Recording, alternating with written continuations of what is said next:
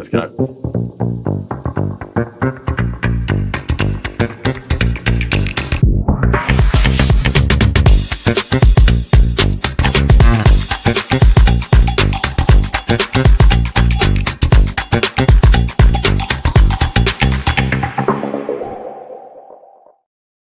We may live over 5,000 miles from Lincoln Financial Field, but what we lack in proximity, we make up for in film study. And each and every week, we'll be bringing you in-depth film breakdowns from across the pond and the Sooner State.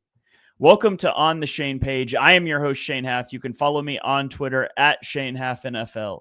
And I'm joined by BGN's own film guru, Jonny Page. Give him a follow on Twitter at JohnnyPage9.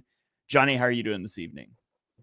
I'm good. It doesn't feel like a Tuesday. It feels like the week's gone on forever. I think I've been watching this game film for far too long. It feels like the game was a while ago, but I guess that's what we can do. Massive win. Massive win for the Eagles. I had a few comments from people asking like how I watch it from the UK. Like, do I hide the score? Do I hide the phone? So yeah, I'm one of those psychos that gets up about 5 a.m. My phone is in the other room. I set my watch as an alarm. I do not turn on the internet. 4G and internet are turned off, and I sit there and watch for about 2 straight hours as if the result has not actually already concluded. It's basically just the way I do it. So for those of you wondering, I do not know the score. I do watch it live just like a fan. I celebrate. I get stressed. It's quite weird having your phone off for these days for 2 straight hours just watching the game. And then, basically I finish and go to work. So that day at work, especially when it's a Thursday night game, it's like that Friday is make or break depending on if the Eagles win. So it was a very good Friday. It was a very, very enjoyable win. I was stressed early on with the offense. I think we'll get into that a little bit later. But I really enjoyed watching the defense as well. So a massive win though. I don't know. I haven't really looked at the numbers. I'm not really good at those kind of things about one seed and stuff, but I'm pretty sure in terms of the NFC East race, that's about as big of a win as it gets, isn't it, at this stage of the season? Yeah, it's a huge win for the NFC East, especially because the Eagles have quite a bit more difficult schedule remaining than the Commanders. So it was key to pick that one up. And actually for the 1 seed race, obviously you need some help from Detroit losing. But this game is kind of paramount because if the Eagles lose to the Rams on Sunday, it basically makes it where they could not be the 1 seed, barring like a total collapse by the Lions. So really important game coming up too. But it does feel weird to do this after a Thursday game. I've been posting out my clips on Twitter and people are like, move on. Like, why are we still nitpicking this game? I was like, I don't know what to tell you. It's Tuesday. I post clips on Tuesdays. So it does feel a bit strange, but you know, it is what it is. And we'll be back on a normal schedule, I guess. Next week, we'll probably get the show back to a Wednesday as per usual. But for those of you listening, watching, wherever you're at, make sure you're following us on all social platforms. Obviously, Jonny and I are on Twitter. We both created Blue Sky accounts that we're not currently using. Buffer is having a hard time posting videos there right now, and I simply don't have time to manage too. But, you can follow us on social medias. We're at YouTube at Eagles Pin Pull. The Eagles Pin Pull Network is on anywhere you want to stream your podcasts. I will get video clips over to Blue Sky as soon as Buffer creates that functionality, and I'll have stuff there. I'll get my stat posts out there in the meantime. But also, if you're one of those that's leaving Twitter and wants to keep in touch with us, you can check out our Patreon at patreon.com/ontheshanepage. We've got a Discord server and we're in there chatting. We've got like 15, 20 people in there at this point, and we chat a lot not during games. They chat during games, but we chat a lot after games throughout the week as we watch film. Also at their request, we set up a little bot that will auto post our tweets in there. So if you're leaving Twitter, you can see all our tweets. You can even watch the videos and things without leaving Discord. So you could check that out if you want to. But Jonny, I've got to ask you live because you asked me right as I hit the go live button, should we start on offense or defense? And then it just like rolled the intro video. So we're going to plan the pod on the pod. Do you want to dive into the offense or the defense first this week? Let's do defense. I feel like in honor of Vic Fangio and this defensive performance, let's start with the defense, Shane. Yes, I would just like to say to everyone that was worried about hiring Fangio after 2 Fangio disciples, we told you guys. We told you it'd be okay. We told you he's different than everybody else that runs the system. man, this defense is so much fun to watch. Jonny, I'll let you give us your first point. Where do you want to go on the defense? Yeah, in true stuff, this has been a rushed week. For those of you guys listening, I've been busy. So I've realized we put our points in and I always try and link them together, and I haven't this week. So there's not really like a great theme for me to start. So do you know what? I'll start with some short yardage stuff, Shane. When you think of Vic Fangio's defense, anyone listening, you think of split safety, you think of safety rotation, you think of playing everything in front of you. You don't think of short yardage defense. And I think this sums up I guess a defense better than anything was how aggressive they were this week in short yardage situations. They had a couple, and there was a few of them where they had a really interesting look. Obviously, the most famous one is, or most famous, but the most well-known one is the stop on 2nd and 1, where they stopped the Washington Commanders on 2nd, 3rd, and 4th and 1. But there was another play earlier on that sort of hinted at how Fangio was going to play in short yardage situations. So if you look at, it's all going well, Sean. I'm now currently looking at my offense thread as well on my phone. So do not look at that thread. If you could open up, please, play number 8. And this was the first sign that we saw Fangio was basically not going to muck around in short yardage situations. So what he was doing in short yardage was he was putting Brandon Graham inside, he was putting Zach Bourne as an edge, and then he was playing essentially 3 defensive tackles, including Jordan Davis. This is a pretty aggressive front. Milton Williams, Jaylen Carter, Jordan Davis, and Brandon Graham. I wrote this in the BGN article this week, but like Brandon Graham does something that no other Eagles edge defender can do, which is kick inside. And if you lose Brandon Graham, you can't do any of this stuff because you can't kick inside Sweat, Nolan Smith, or Bryce Huff in this particular role. This was a sign of things to come. Washington didn't really know how to play this 5-man front. I don't think they adjust at all here. I think they run the exact same play that they were going to run anyway when the Eagles had a 4-man front. And Brandon Graham and Zach Bourne, or Brandon Graham, sorry, Milton Williams, end up blowing this one up. And this was a sign of things to come because later on in the game, with really the game on the line, this is probably the biggest drive of the game. Washington was 2nd and 1. Now, there are some defensive coordinators who will almost give you a first down on 2nd and 1. In fact, I think back to Jonathan Gannon. I think back to Sean Desai. I think they'd have been quite happy to go and just keep things in front of them on 2nd and 1 because what do teams do a lot? They essentially try and take a shot play on 2nd and 1. Washington ran the ball 3 times on 2nd and 1, 3rd and 1, 4th and 1. They had no intention of a shot play. They were just trying to get the first down. And the Eagles just fully stopped them. And what I love about this was every play was a different formation. Every play was slightly different personnel. And every play was a different player making the play. So if we start with clip 10, Shane, and we can roll them pretty quickly, 10, 11, 12. Clip 10 was all about one man, Jaylen Carter. I can't remember the name of the Washington guard, Shane, the right guard. I don't know if you know him. Sam Cosme. Yeah, good player. Played really well. Actually had a good game against Jaylen Carter. But even in a good game for Jaylen Carter, a good game is like, he still makes like 6 or 7 ridiculous plays. But I think actually he handled him one-on-one quite a few times. Jaylen Carter just flat out blows up this 2nd and 1 play. That one-arm club move is got to be one of the most dominant moves in the NFL right now. I think the thing I really like, though, is Nakobe Dean here.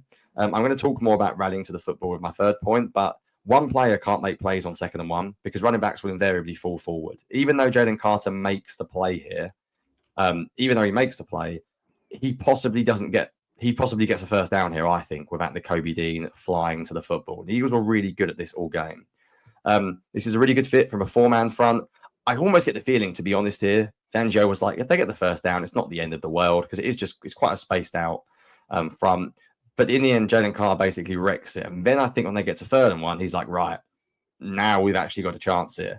So if we go to the 3rd and 1 play, this is a very different look. You've got Jordan Davis in the middle. I've actually got a different angle to you, ironically. So you've got Jaylen Carter and Moro Jomo next to him. Then you've got Brandon Graham and Zach Bourne as well. And this is mainly Jordan Davis. Like, this is pretty much Jordan Davis. And then Brandon Graham and Zach Bourne come in as well. And this is a seriously good rep of run defense here, especially from Jordan Davis. Jaylen Carter goes for the move and gets pushed back.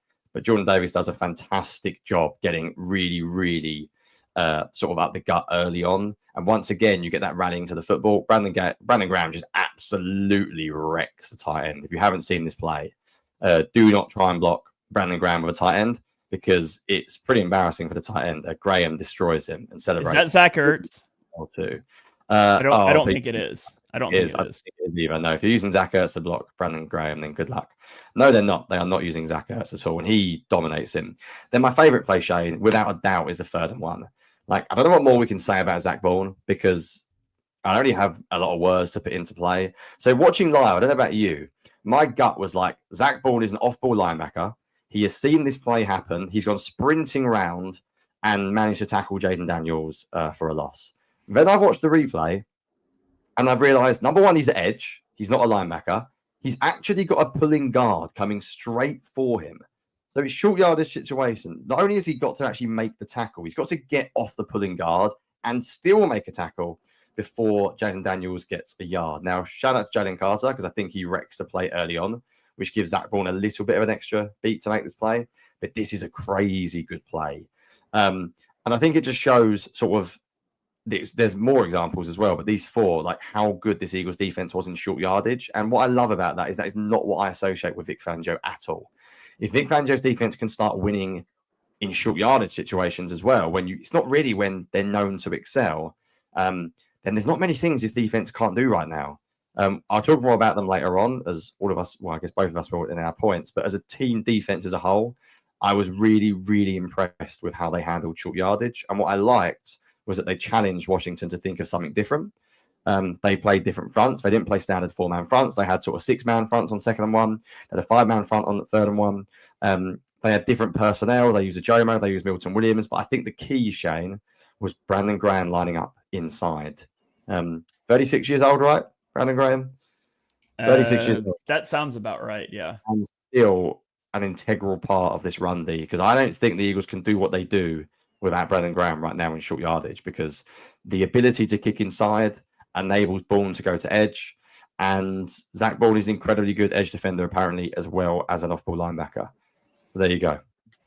Yeah, it's crazy. I'm gonna jump into my point because I'm going to talk about Jaylen Carter, and I use a few of the same clips here. So every week we put out a player spotlight for the Patreon community. This week it was tied between Cam Jurgens and Jaylen Carter. And I'm just going to talk about both. Obviously, Cam Jurgens on the offensive side, because I kind of wanted to talk about both anyways. But Jaylen Carter was a monster in this game.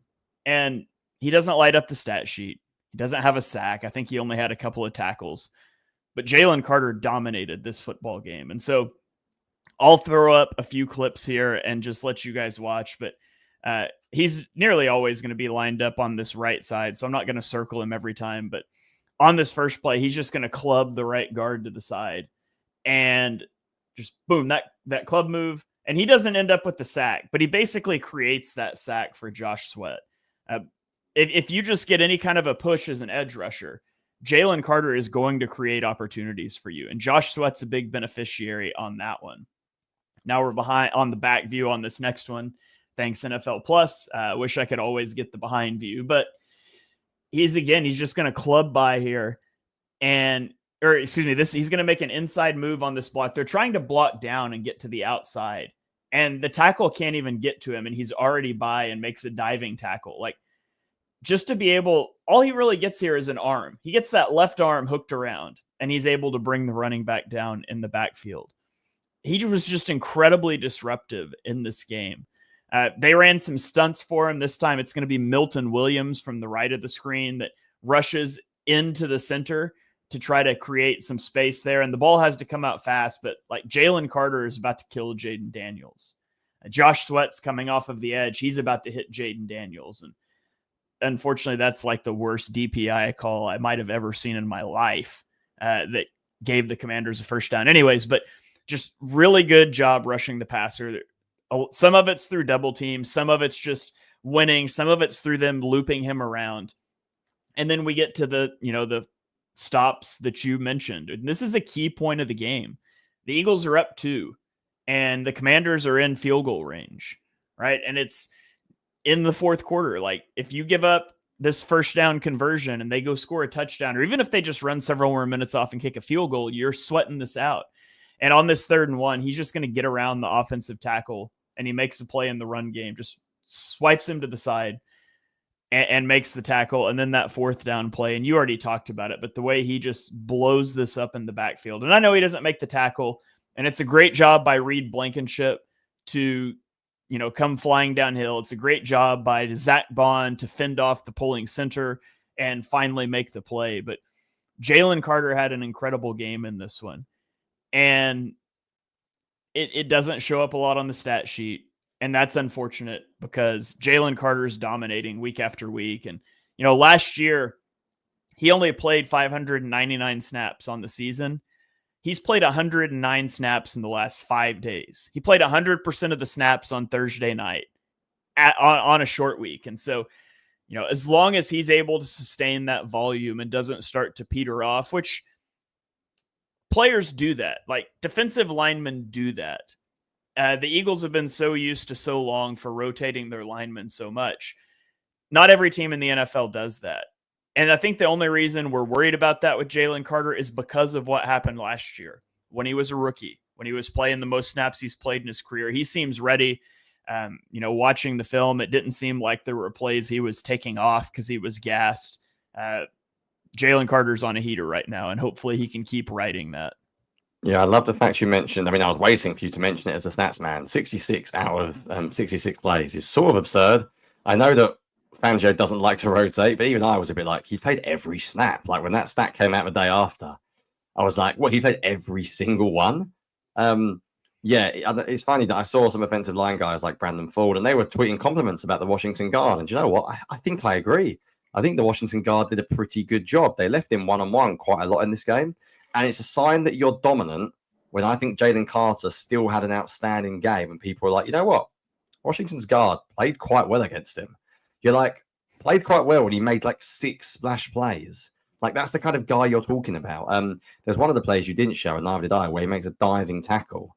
And like the athleticism for a guy of 320 pounds, like he's been a freak since they drafted him, Shane. Like, we've known it. People have said it. Like, everyone who I think loves film has said the second they drafted him, like, this guy has Defensive Player of the Year talent. And I've said it for ages and ages. Right, I'm going to get into my second point. I'm going to stick with an individual. Before you do, real quick, go for it. Sam Cosme's really good. Like, I remember watching him coming out of the draft. He's a really good player. That Carter, I mean, he's not like Zach Martin level good, but he's a really good player. This wasn't just some, like you said, this wasn't just some bum at right guard. Like, that's a good player that Carter was lined up against. Yeah, that doesn't surprise me. I don't think anyone can keep Carter quiet unless he's fully like having a bad week or conditioning's a problem. I think when he's on, he'll always make splash plays. I want to talk about individuals for a little bit longer because I want to shout out someone you mentioned in the last bit, and just because I feel like no one ever talks about him, Shane. I think 3 like game sealing interceptions this year. And I wrote this in my PGN article, but when do we talk about Reed Blankenship doing something wrong? Like, when do we talk about him not being particularly good? I think his understanding of zone defense is amazing. I think his man coverage is where his weakness is at, but you can hide that. You don't need him to do it that much. He's exceptionally good coming downhill, and now apparently he's become our clutch like finisher with these interceptions. I'm not going to steal your thunder too much because I know you're going to talk about playing bunches.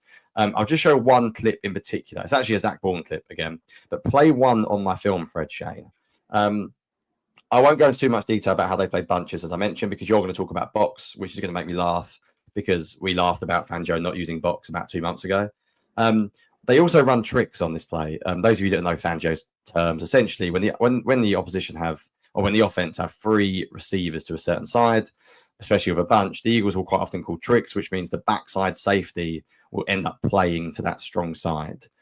They ran it quite a few times in this game. And I've said for a while, like, I think Reed Blankenship is as good of a trick safety as there is in the league. He always reads this well, always. If you go back to the actual initial All-22, Shane, I'm not even convinced, even if Zach Bourne doesn't make this play, I think Reed Blankenship might make it. Like his back pedal, his eyes, I think he genuinely may knock this ball out. I don't think he'll pick it because I think the way he's jumping. But he reads this so well. And then the interception is an exceptionally good play by Reed Blankenship, who genuinely deserves a bit more. He gets no national praise at all. I was listening to podcasts in the offseason talking about the Eagles' defensive sort of talent and people saying, that replacement level safety. And I just don't see it. Like, I don't see a huge amount wrong with him. This interception is absolutely perfect. So if you pause it, Shane, just for 1 second, if you're watching, before the ball's released. So Washington are essentially running like a sort of version of a 3-level stretch to an extent. You could call it dagger as well. There's a deep route, and then there's an out route, and then there's a short route. The way this plays out against cover 4 or whatever, or the quarters the Eagles played a lot of, or whether this is quarter half or whatever. Essentially, Jaylen Daniels expects Reed Blankenship to run with the post. And that is the way traditionally that safety would be taught. And I imagine that in the film room, Reed Blankenship is supposed to run with the post. There are two things he does. Firstly, I think he has an insane amount of trust in Quinion Mitchell to actually think, you know what? I think he can handle the post. And the second thing is he backpedals just enough to make Jaylen Daniels think he's covered the post, but he's never covering that post.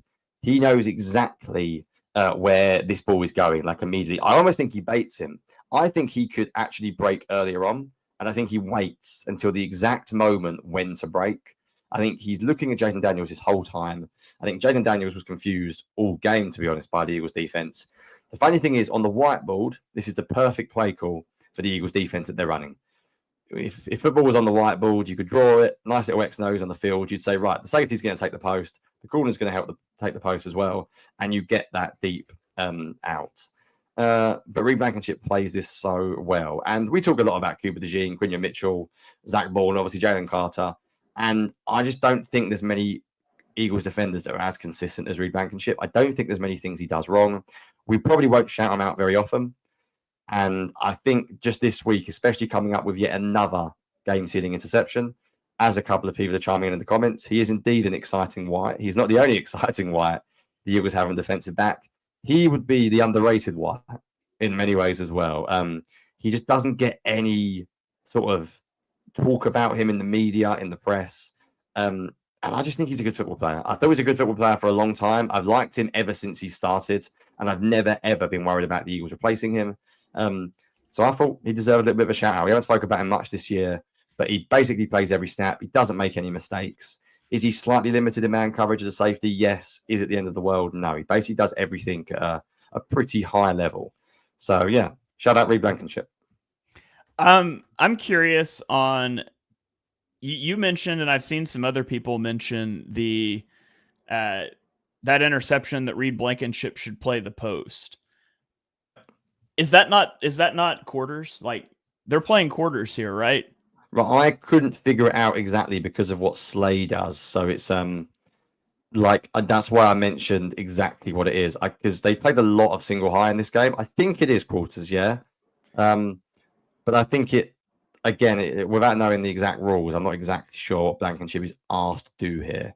Are you saying that he should be on that all along?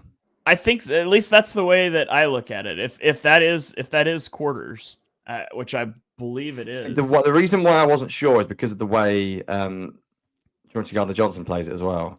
Because he's not single high, but he's almost single high, which is why I wondered if they're in they're at quarters at the bottom and a half up top. It's difficult, isn't it? I think normally, if you think of maybe not Fangio's cover 4, but I think traditionally on the whiteboard, you run that post safety to try and draw. Sometimes the safety takes. I think what I'm saying is, and I guess I phrase that badly, is that it's the way he doesn't jump it early as well. Because I think you see this thrown all the time against cover 4. This is the perfect cover 4 concept to launch the post.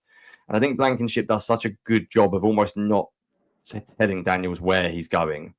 But it is a weird play because it does look like quarters. But then I think the way Slay plays it and the way just how sort of narrow Chauncey Gardner-Johnson is, I wasn't exactly sure, if I'm honest with you.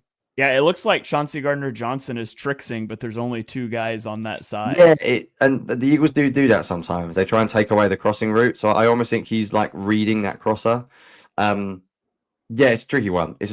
But yeah, either way, I think whatever the call exactly is, I think Blankenship does such a good job of basically not allowing Jaylen Daniels to throw the post, but still basically triggering on the underneath intermediate route. Yeah, I think it's a really good play. I do think that's the guy that I would say he's supposed to be covering. But like you said, scissor concepts like this, that post and then some inside route breaking out, that's designed perfectly to beat cover 4 because you're going against the leverage of both guys. And so I think he does a really good job of one. I don't know why Chauncey Gardner-Johnson is like that, but it looks pretty clear that Reed Blankenship's expecting him to be like that because Reed Blankenship just stays outside. Like he knows if it goes inside, Chauncey Gardner-Johnson has it. So whatever weirdness is going on there, He does a really good job of sitting on it. Fangio does sometimes run tricks, or whether they call it tricks, they might call it something else. But they absolutely have the backside safety sort of poaching the crossing route, even if it's not a tricks call necessarily against bunch. Really quickly, Shane, was it motion as well before the snap as well? Yes, it motioned from a 3x1 to a 2x2. Yeah, so I wonder if sometimes they're told, because obviously you've got to make a last minute change up, whether the backside safety just sort of watches the crossing route anyway, rather than make a last minute call. Mm-hmm. But yeah, either way, I think he does such a good job of getting depth. So even if Daniels wants to throw the post, I don't think Reed Blankenship makes it obvious that he's not going there. Yeah.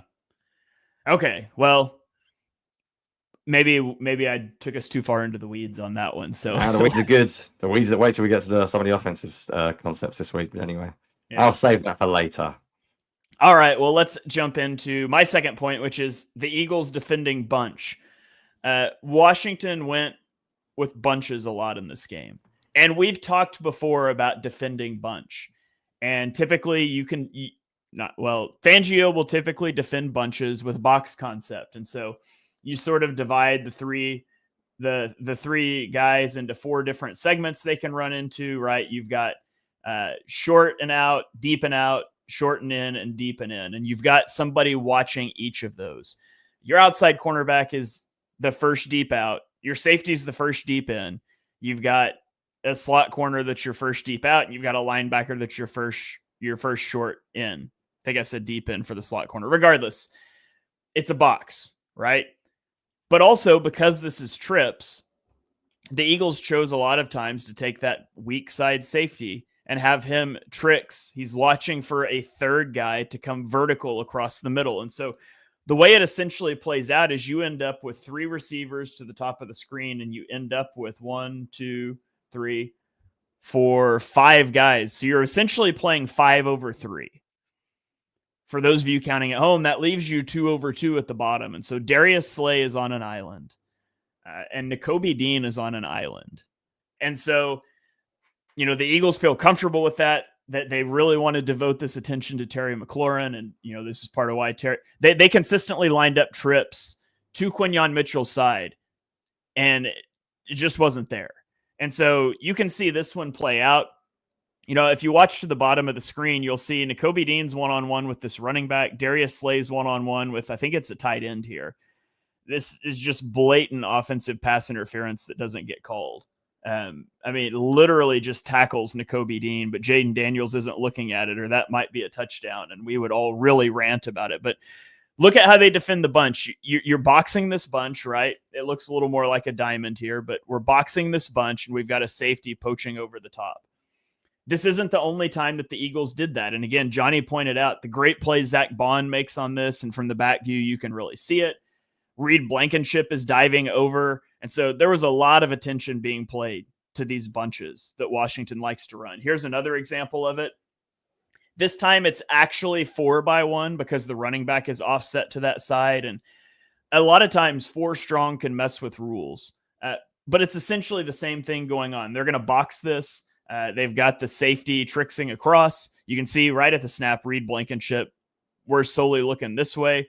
I'm not entirely sure who's supposed to be responsible for the running back here, because this is a 3rd and 5, and Jaden Daniels should absolutely throw it to the running back to move the chains.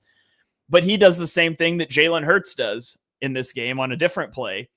He turns down the guy that's open for probably the first down and not much more. And he's going to try to scramble because it's not man coverage, but also it is. The direction he's scrambling is man coverage, right? Darius Slay is man everywhere he goes on this guy. And so if he can beat Nakobe Dean, it's off to the races. And Nakobe Dean does such a good job breaking down and tackling him in open space. When I was watching this live and I saw him start to scramble and I saw Nakobe Dean as the only guy there, I was just like, oh, that's a first down. And that's not a knock on Nakobe Dean. Jaden Daniels is just tremendously athletic. And Nakobe Dean is able to break him down and make this tackle. And so the Eagles were not afraid at all to leave Darius Slay and or Nakobe Dean on an island if it meant getting 5 over 3. Now, the Eagles are about to play a team in the Rams that have 2 really good receivers in Puka Nacua and Cooper Kupp. Will they take an approach like that against a team like this? they'd probably do it against a team like the Vikings. Justin Jefferson, let's get all eyes on him. But when you've got two, stud receivers like they do, I'll be interested to see if they devote the same attention and resources to it. But I thought they did a really good job of locking down those bunches and really just forcing Jayden Daniels to play isolated against Darius Slay. Yeah, I'm glad you mentioned the second play. I'm going to say something that I won't tweet or write an article, but a little bit controversial. I don't think the Eagles' coverage was as good as some people have said after this game. I think Jayden Daniels missed a few easy checkdowns throughout the game. I think the Eagles maybe at times were a little bit standoffish in their coverage. And I think basically what they did well was they confused Jayden Daniels, and Jayden Daniels did not want to check it down. I think whether they realized that Daniels just didn't want to play that kind of game. But that was a good example. I think if I was being picky, and I am being picky because that's what I expect Fangio to be doing, I expect them to clean up their play in the flats, especially against 21 personnel, which was off this week. And also, I think at times they let a little few too many like underneath routes come open.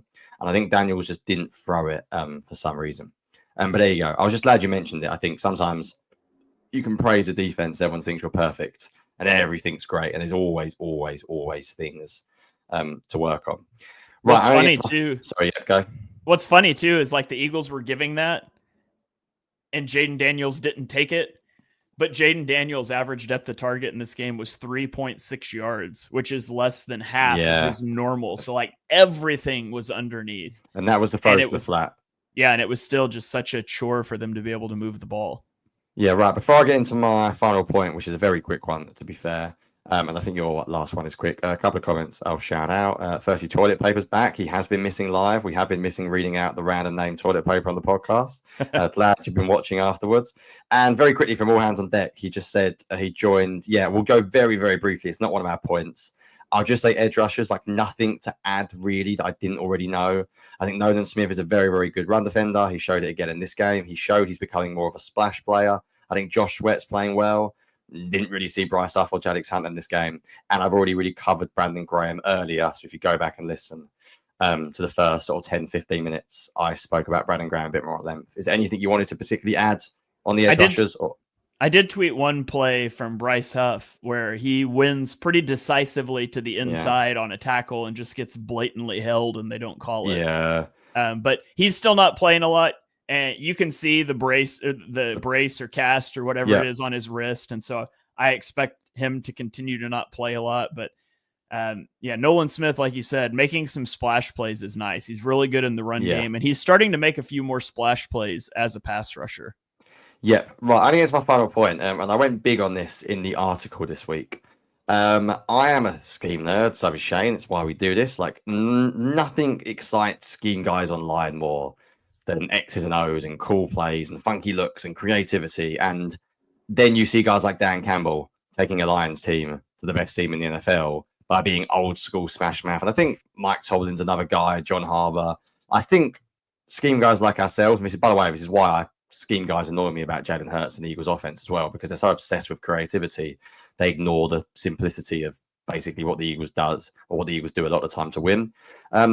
Where I'm going with this defense plays hard. Like they are physical and they are fast. Like I don't care how good your scheme is. I don't care how good your coaches are. I don't care how good anything is. The calls.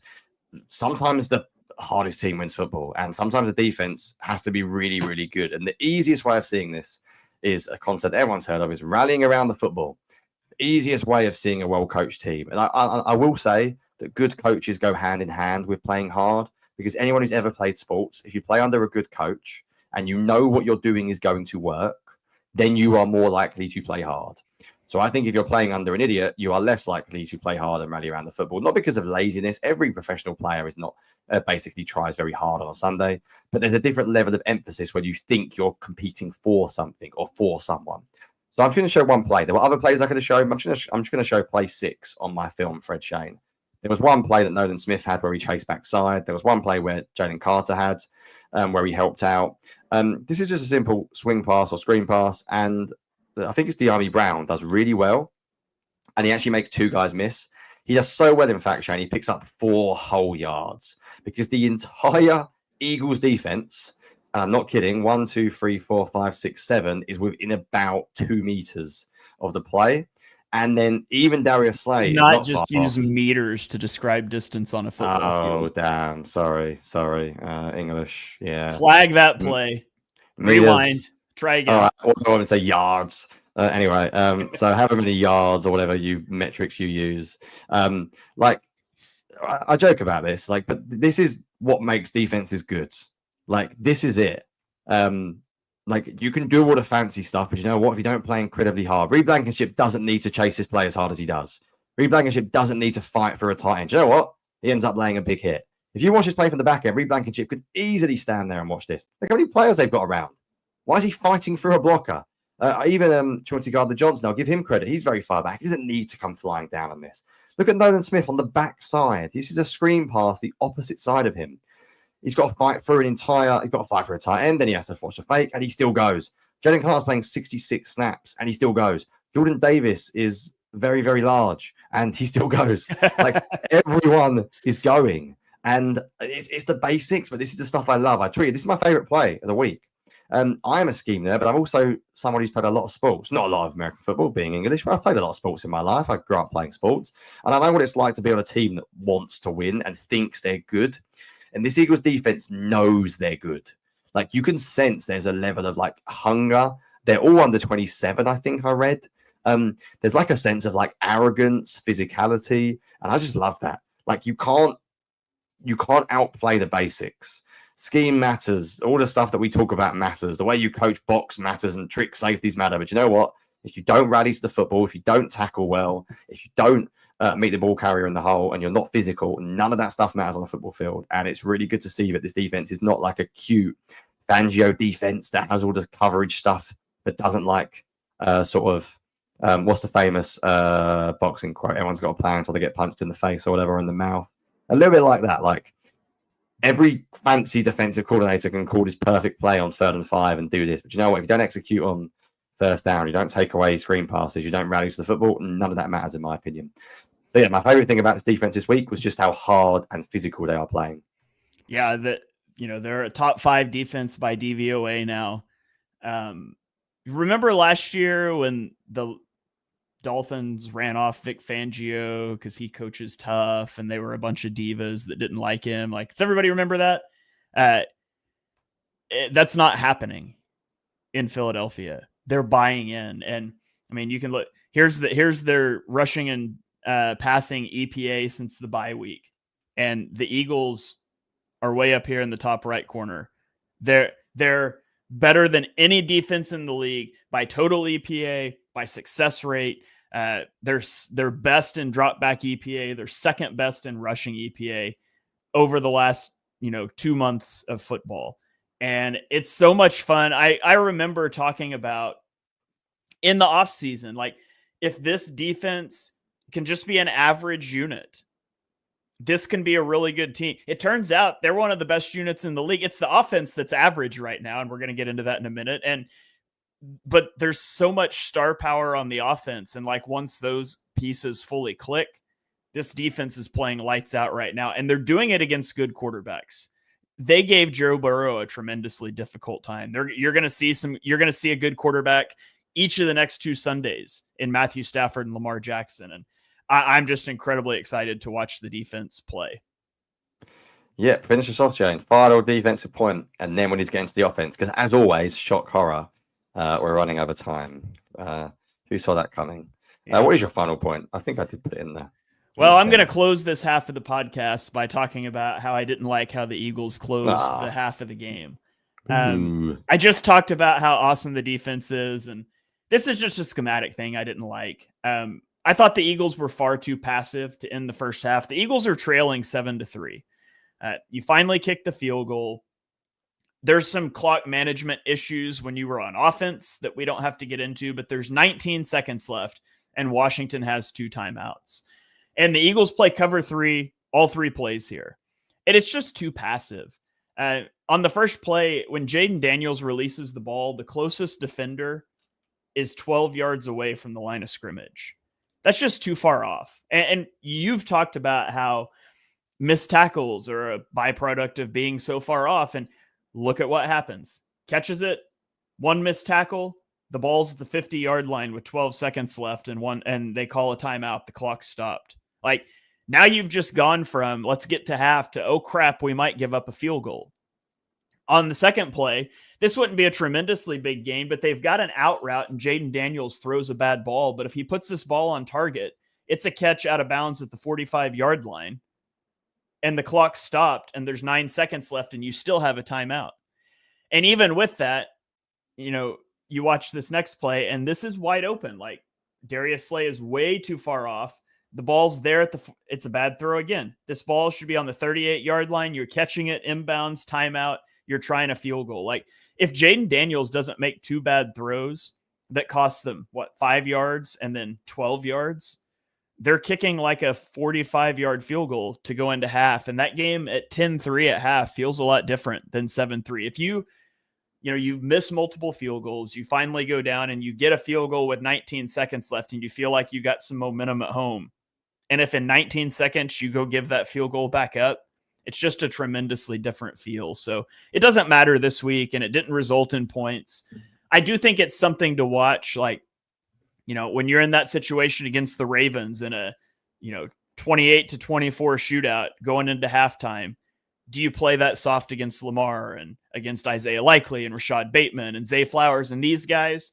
Or are you going to get up on guys and challenge a little bit more? I just didn't love the approach that I'd rather see you just play, split field safety coverages there and get up and not allow those free releases like that. Yeah, I think we're the type of podcast that we're not going to just be homers when we win, and also when we lose, we're not just going to pick out the bad. So despite my boo, it was a very fair point, and that drop live was bad because they should have had that, and that should have been a catch. That was wide open. And I do agree that it was a little bit weak at the end, wasn't it? Right, Shane, let's flip it. Let's do offense because, as always, the clock is ticking.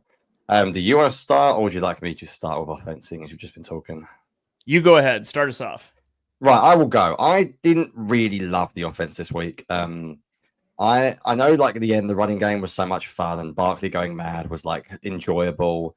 And I definitely do not think it was on Jalen Hurts. I went quite in on that on this week's article. I think he had a couple of throws that he missed, like most quarterbacks do, but I just didn't. I'm going to talk about execution issues, and then you're going to talk about offensive design issues. So I think we might maybe cross over a little bit, but I'm going to talk about like plays that I don't mind the call where there's execution issues. I'm going to start with the first or second third down of the game. So play 2 on my film thread. This was a great game, by the way, for why All-22 matters, because you could think Hurts missed some easy throws in this game until you watch the All-22. Now, I think he should throw this to Devontae Smith on the drag route, and a lot of people agreed with me.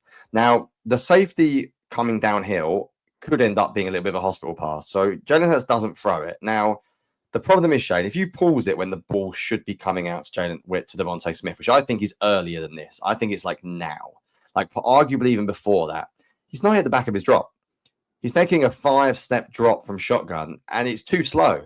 Like, even now, he just hit the back of his drop. And I think at this point, it's too late. And this is what I call like let's say an execution issue. This is a minor detail, which, you know what? The minor details matter. Whether Devontae Smith is too narrow, whether he should be lined up further, whether Jalen Hurts takes the wrong drop. But you need your passing game to be tied to your QB's drop back. And this is an example of it not. Live, this is like the biggest miss in the world. Like, what is he doing? Actually, if he throws that ball and he hits the back of his drop, Devontae Smith could get clattered by that safety. It's tricky. I think you can argue either way. And I think whatever your narrative is, you might be able to defend it. But I can see why he doesn't throw it on the All-22. The really big one, though, that I had a problem with was mesh in the red zone. This is play 6 on my film thread. This was like the most obvious Jalen Hurts miss of all time live. Watching it live, you were like, what are you doing? You've got 2 receivers wide open. And then you watch the play back and you see Devontae Smith and A.J. Brown literally run into each other. And I joked in the Bleeding Green article, this could have been serious, but I'm not kidding when I say they could have both knocked each other out. Like, they run full head of steam directly into each other. And if you watch Jalen Hurts' eyes, his eyes drop and he starts scrambling the second he sees them run into each other. Now, you could argue, oh, he should have kept his eyes up and kept his eyes downfield and looked for Devontae Smith. Like, the guy's run into A.J. Brown. I know it's easy to say at the end of the day, like, oh, he should have thrown this. But when your guy runs into your own player, at this point, you're like, well, screw this play. This play's over. I've got to make a play. So and you're going to talk more about design. So I'm only going to show a couple of plays, but I just thought execution issues. There were problems with design that I could talk longer about. There were plays that I really didn't like on third downs to do with design.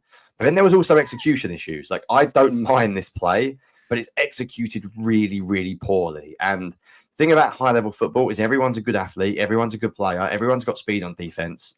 The finer details matter. It shouldn't be hard. Like running mesh on the goal line, one receiver runs one side of the line, the other receiver runs the other side of the line. Like, I could coach this. And they both run directly, basically, down the middle of the end zone and literally straight into each other. It is a calamitous play. Saquon Barkley's spacing is also sort of horrendously close as well. So I think sometimes it's design, sometimes it's execution. I wanted to talk about a couple of poorly executed plays, and I'm going to throw one more in there because I forgot this one. Before you do. Sorry, yeah, go. We had a comment saying that AJ Brown's blocking is atrocious. Oh, it's pretty good on this play. Yeah, it's the best one. Although I do think it's really funny that AJ Brown and Devontae Smith run into each other, and AJ Brown is the one that gets knocked backwards. Yeah. I cannot wait for the Kellen Moore. I cannot wait for the Kellen Moore counter where we now run a play in the game where they run into each other on purpose, but then they bail out and it's wide open for a touchdown. It's going to be long-term sequencing, baby.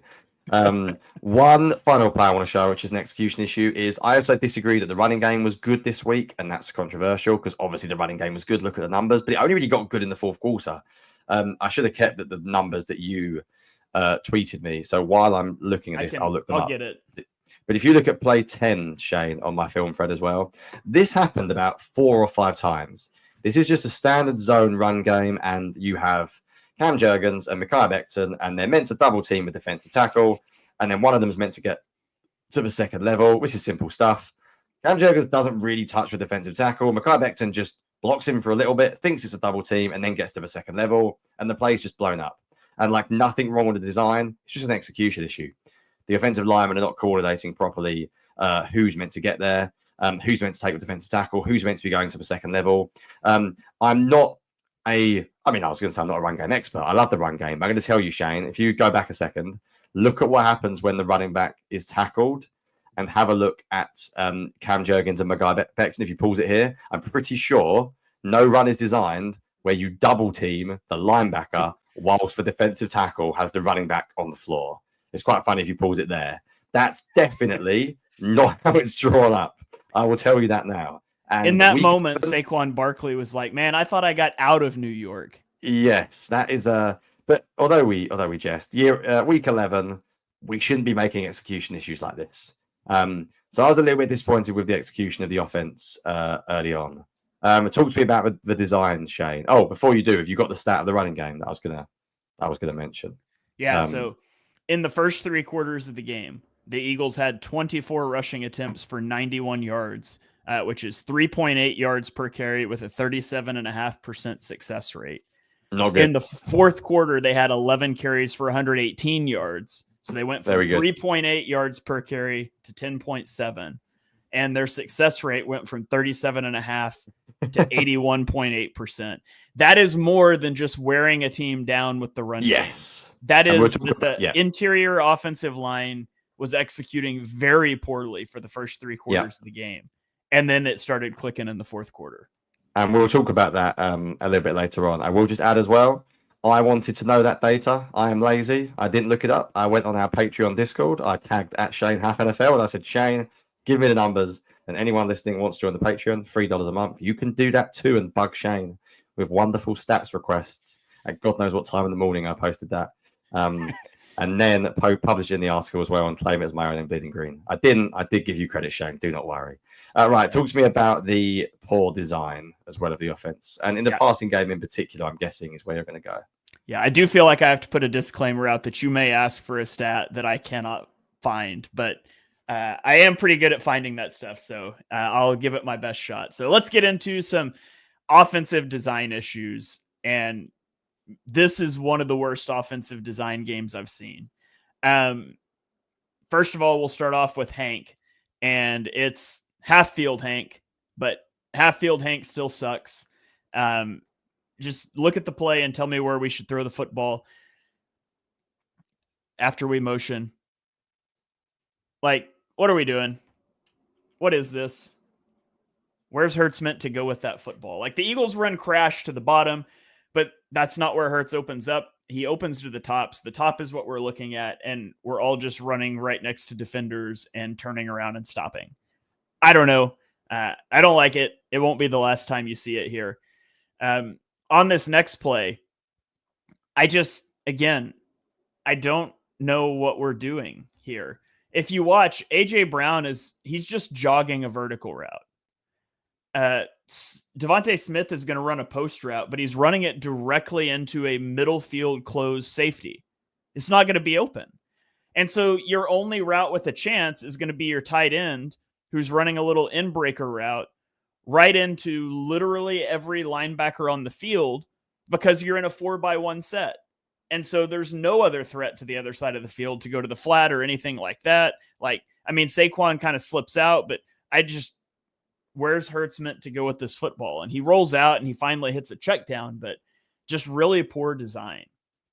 And then we get to another one. This is the Devontae Smith drop, but again, I don't understand what we're doing. We've got A.J. Brown running vertically, and Devontae Smith just runs like a deep stop route while Saquon Barkley releases to the flat. Like, if this is an out route, you've got yourself a sail concept, but it's not. It's a run straight there and turn around into a hook right behind the hook defender. Like, Hurts can't throw this ball. This is an interception if Hurts throws this. And so Hurts has to roll out, and now it turns into scramble drill. And now we get to the sideline and we throw it into the void and it gets dropped. That's unfortunate. But I don't really understand what was meant to be open here. And then again, we're just just everybody run at a defender and just turn around and look at the quarterback. Like, where are we going with this football? We'll circle our receivers right now. I mean, I guess we're wanting to flare it out to the flat to our backup tight end or our backup running back. Like, I don't know why we're designing a play like that on 3rd and 8, but okay. And then the most egregious one, which, by the way, Hurts scrambles and picks up the first down here. But the most egregious one, 3rd and 7 at the start of the 4th quarter. The Eagles are trailing in this football game. And this is what we dial up. At the top of the screen from a stack, we have an out route paired with an out route, which doesn't work for obvious reasons. And then we have a slot receiver running up the seam directly out of safety, which doesn't work for obvious reasons. And then on the back, we've got like a comeback route to A.J. Brown. So watch the top. One of these guys runs the wrong route, because you would not say, hey, how can we get 2 offensive players in the exact same area? But that's where Hurts is looking. Nothing is open. And then we've got, again, slot receiver running out of safety, double teamed essentially. Or you have a comeback route, which a comeback route is a timing route. I hate timing routes on the backside of route concepts. Like, it is so hard to eliminate a front side concept and get to a timing route. Timing routes, curls, out routes, comeback routes, things like that on time, because that ball has to be out before the break. Why not? Why would you not have, just make this dagger? Like, have this be dagger, and all of a sudden it's not a timing route. We're running clean and it hurts his vision over the middle of the field. Like, it's a difficult throw. There's maybe, I don't know, maybe like 2 quarterbacks in the NFL that I would trust to get to a timing route on the backside of a concept, and that's Justin Herbert and Joe Burrow. And even if Joe Burrow gets to it, he can't throw it because his arm's not strong enough to get to it that late. So there's like 1 quarterback. Now, granted, Kellen Moore had that 1 quarterback last year. I hate seeing timing routes on the backside of concepts. It's one of my pet peeves. I thought and again, incredible effort by Hurts to bail out this crap-tastic play on 3rd and 7 and scramble for the first down. But I thought the design was really poor for a majority of this game. And I get it's a short week and all of those things, but you've got to be better at what you're putting out there moving forward. It's nice you got the win with this. That can't be what it looks like game in and game out. And it hasn't been, to be fair. Yeah. But this one was particularly bad. And for what it's worth, you didn't even show my least favorite play, which was you might show it in the next point, the 3rd and 6 to AJ Brown in the end zone when there was just like nothing open except to stop and go. Do you want to? No, you just spoke for a while. I'll tell you what, I'll give you a little breather because I was going to say you could double up on how Washington played the Eagles because I think that ties in nicely. What I will do is just show you maybe a more positive angle of the Eagles offense, but also why it frustrates me as well. Is every time a team blitzes the Eagles, man, they're just good. Like, we just forget. I wrote this in the article. Like, we forget how bad this Eagles team was against the Blitz last year with a Hall of Fame center. No one blitzes them, Shane. No one bothers. Like, every time they blitz, the Eagles have an answer. And I'm like, that quick game stuff that kills the blitz, maybe just run a little bit more of it. Like when it's not a 5-man pressure. And I'll give you like 2 nice examples in this game. I think the first one was play 5 on my film thread. Washington bring 5. Jalen Hurts hits his back foot. He immediately knows he has Devontae Smith on a slant route from the slot. He throws it to him in time, 20 yards later. Oh, what a good play. I'm like, maybe run this play even if they send 4. Like, don't be afraid to run a quick slant. Devontae Smith in the slot. They seem to be so much. You're still going to run an execution here because he turns around. I get that. There's the spacing so quick, but I think that's more of like they're blitzing. I've been taught to do that. And I know it looks a bit funny, but at the end of the day, it's not the end of the world because Hurts could throw it to either one of them. I was going to ask you about that because I'm assuming Goddard was maybe this was like mesh or something, and Goddard just turns around because he realizes nobody's covering him. I was questioning, like, you wouldn't design this play this way. I'm assuming Goddard's like, oh, we might be hot. And I was curious on your thought, but go ahead. Yeah, no, I agree with you completely. That's how I read it as well, because it does look pretty terrible.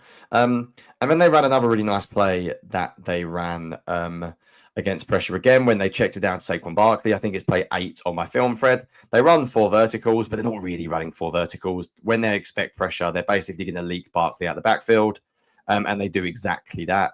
It's actually a really nice throw by Hurts as well. And of course, an exceptional play by Saquon. And Devontae Smith runs a hell of a stop and go route at the bottom of the screen, by the way. You do not see this route. Oh, yes. But you know what? I'm glad he didn't throw it because we've moaned about them being too aggressive against pressure before. I just think this Eagles offense has answers against the blitz like every single week. They're really good against 5- and 6-man pressures. And the stuff they do, I'm like, just maybe run a little bit more quick game when the opposition isn't blitz. It feels like basically the only time they run Devontae Smith on the slant is when the opposition blitzes. Like, it feels like a counter to like they're blitzing, run a slant. And I don't mind seeing like double slant occasionally. Like, I don't mind seeing it on 1st and 10. I don't think everything has to be as difficult as it was this week. I do want you to talk, Shane, though, about your second point because it ties in nicely to your first point. I don't think it was just the Eagles' concepts this week. It was that the way Washington played them basically negated them. Like, I'll be honest, Shane, I rarely think this.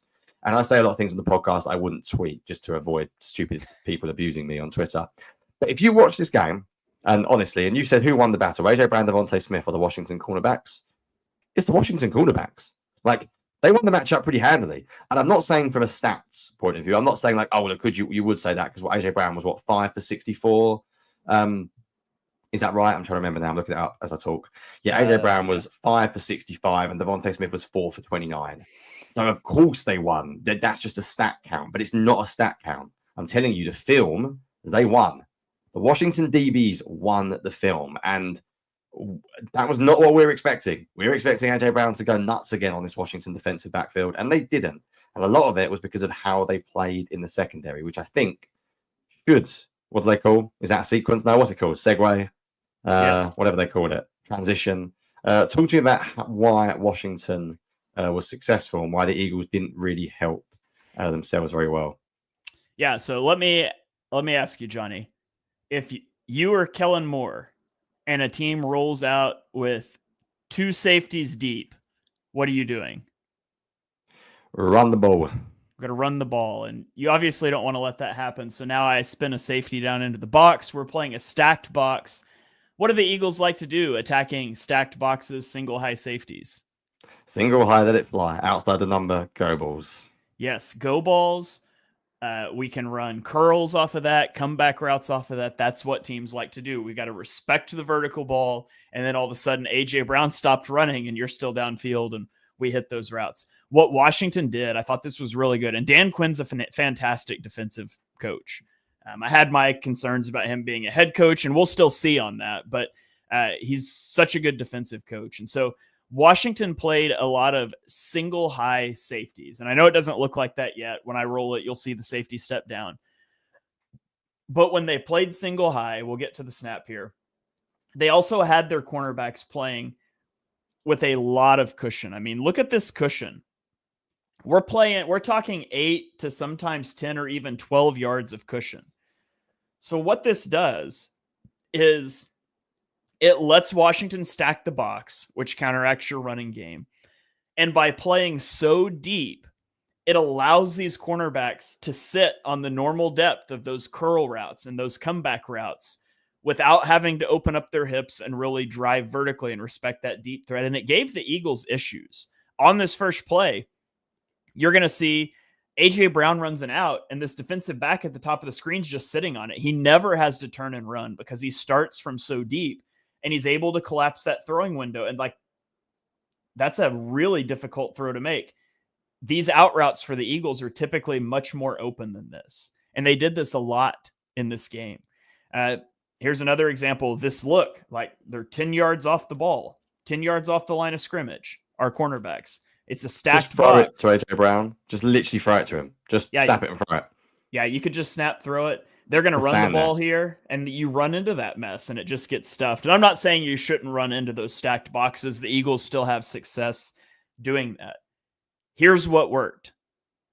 This is a play action slant to A.J. Brown. Again, we've got this same look, right? Stacked box. We've got one safety deep. We've got 10 yards of separation at the snap of the ball. The Eagles just run a play fake. All we need is for this linebacker not to sprint under the slant route at the snap of the ball. He doesn't even have to bite on the play fake. If he freezes for a split second, there is no chance this cornerback can drive onto this slant route and stop it.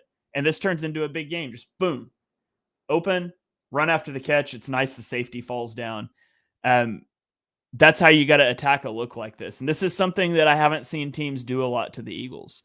I mean, teams played single high against the Eagles, but I haven't really noticed teams this season playing single high, but their cornerbacks were deep. Eagles fans would have been shouting for years about this because every other team would have thrown a screen pass, but the Eagles are incapable of doing that for whatever reason.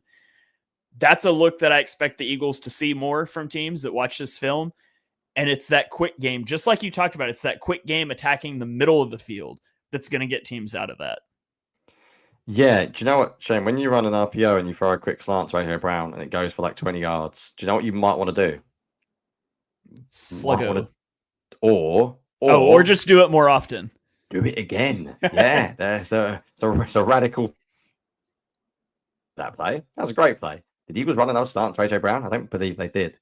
Maybe like when stuff works, like stick to it because it was really obvious on the film. I'll be honest. There's a Washington film guide I subscribe to, his Substack, Mark Bullock, who is excellent. And I can't remember the name of his article, but I get him pop up all the time. I try to find some smart writers of NFC teams. And he tweeted something about Jaylen Daniels struggling. And I was like, yep, or he's put on his Substack. I mean, I think his article that came out yesterday was basically like, I can't believe how well Washington defensive backs play. And I think a lot of that was down to Dan Quinn. And a lot of that was down simply to the Eagles not adjusting. Yeah, it was Mike Sandstrill. Or is that the Mike Sandstrill? Is that the zero that Ben Gunter I think might tweet about? Rookie, no, sorry, Connor tweeted about. Yeah, he's good. Rookie out of Michigan, played some wide receiver at Michigan. Yeah, I loved Mike Sandstrill. Yeah, and in his article, the article is literally called Mike Sandstrill provides bright spot for Commanders defense versus Eagles, and he spoke about how basically good the Eagles defensive backs were. Right, let's end with a little bit more positivity. So, concept of the week, and then I will leave you to finish off with Cam Jurgens. The Eagles running game wasn't working. It wasn't working at all. And the beautiful thing about having a diverse run game, you can mix it up when it's not working. So was it the third or fourth quarter, the Eagles ran a tackle trap with Kenny Gainwell, and it was a sign that maybe they were going to try something else. And then they run a play that I've not seen the Eagles run. Shane, when was the last time you saw Eagles run crunch? Like, I don't think it's been in Stoutland's playbook forever. It's a Kellen Moore special. I read a lot about the Lions offense. Ben Johnson loves this play. It's a massive, explosive running play called crunch. And the reason why it's an explosive run play is because it's very hit or miss. So if it goes wrong, it's a tackle for loss. It's a very risky run play. But if it goes right, it can easily create explosive plays. It's play 13 on my film thread, Shane. I will talk about crunch very, very briefly because of the time, but it is going to be our concept. Did you say 13? Yes, 13. It is a really easy play to spot, by the way, for anyone watching, if they ever want to know how to spot crunch. It's very easy, basically, because you have both a wham and a trap block on the same play, which you basically never, ever have. I was having some enjoyable time researching like the joys of this play. And I always get the two confused, but essentially a wham and a trap block are an exact same thing. The only difference is that when it's a tight end or a skill player, we call it wham. If it's an offensive lineman, we call it trap. But it's basically the same thing. It's a really nice variant to the Eagles pin-pull run game because it looks a little bit like a pin-pull play. My favorite way of describing it, and this is from a great coaches clinic I read, is a scissor concept. It's like a scissor concept on the offensive line. Because you basically get two offensive linemen run one direction and the other two run in a completely different direction. And the other thing I love about this play is that it hits same side. So quite often the shotgun run game is predictable because it hits to the left. And this, if you pause it just there, Shane, this is, look how quickly Gainwell can get upfield. If you look at, I believe it's, is it Jordan Mailata? No, Landon Dickerson, I believe, on that particular block of a linebacker. That's a really tough block. Like, it's almost blocking in the back territory. The reason why he's able to get it is watch that linebacker not know where to go. And the reason why is because he's reading the guard. And when he sees Becton go left, that looks like a pin-pull play. The way Becton is going left there, that looks like Becton is kicking out. So you would expect Gainwell to run to the left side. Everything about this play screams run to the left. It looks like pin-pull to the left. Becton's kicking out. The guard sees it, and all of a sudden it's not there. So it takes advantages of essentially linebackers keying on guards. Linebackers have always been taught historically to read the guards because running backs will lie. Look at counter, look at how running backs can take a full step, whereas linemen can't really lie. But you have the sort of multiple linemen sort of pulling on this particular play, which is pretty cool.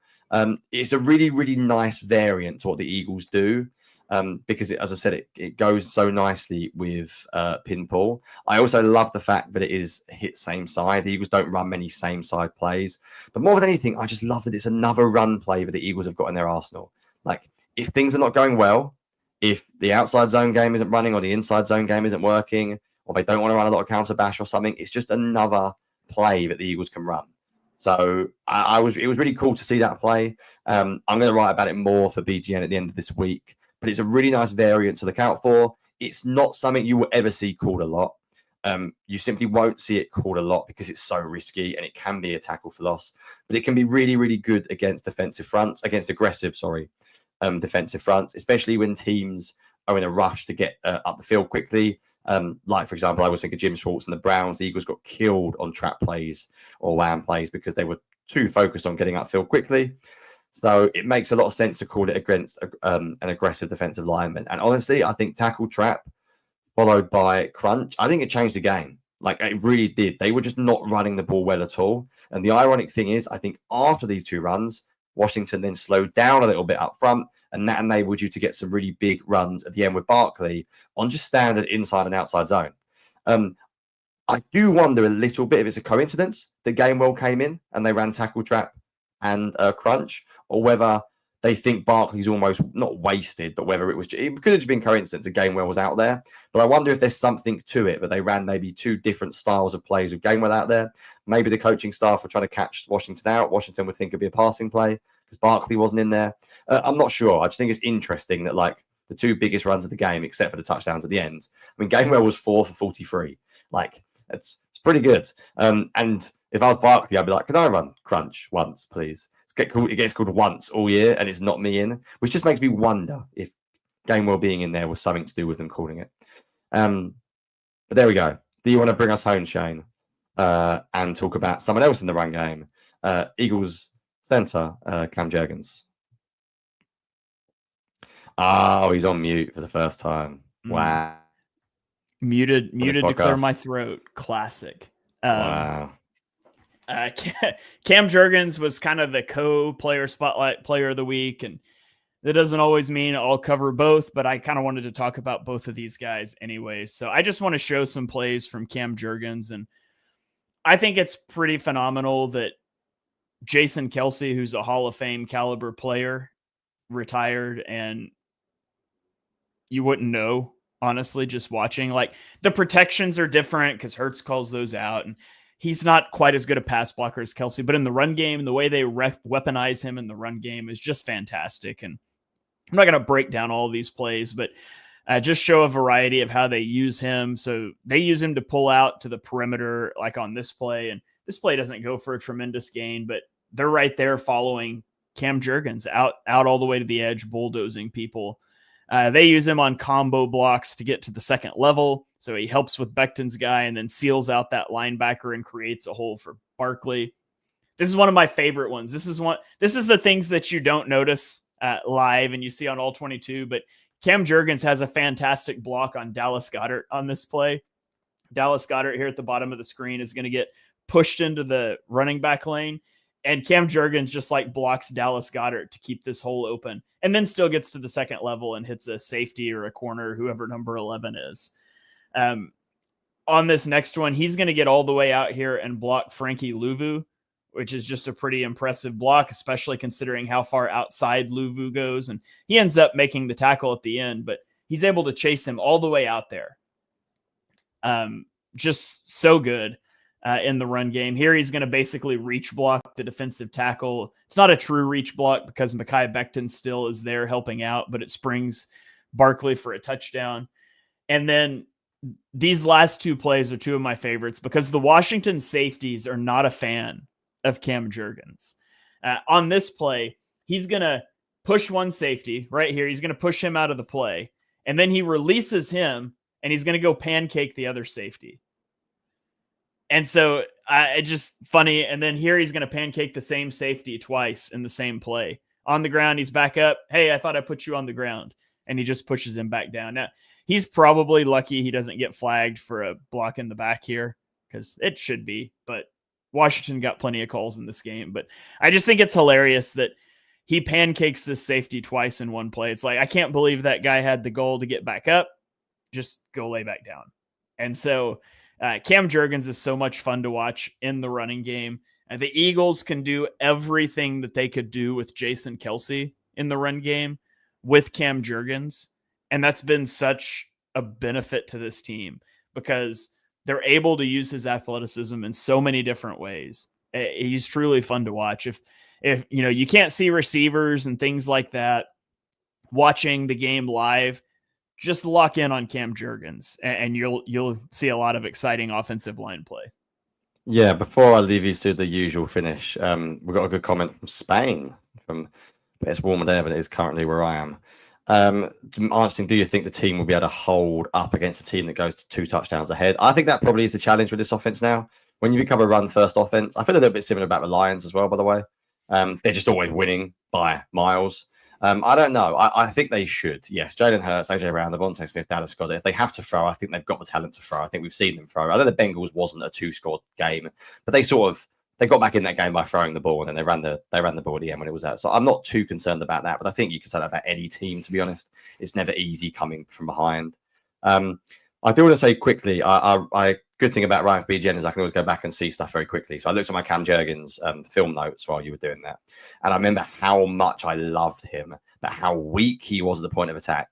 So and this is just some of the things I put in that article. I said every play is a roller coaster. The upside is outrageous, but he has no strength at the point of attack at all.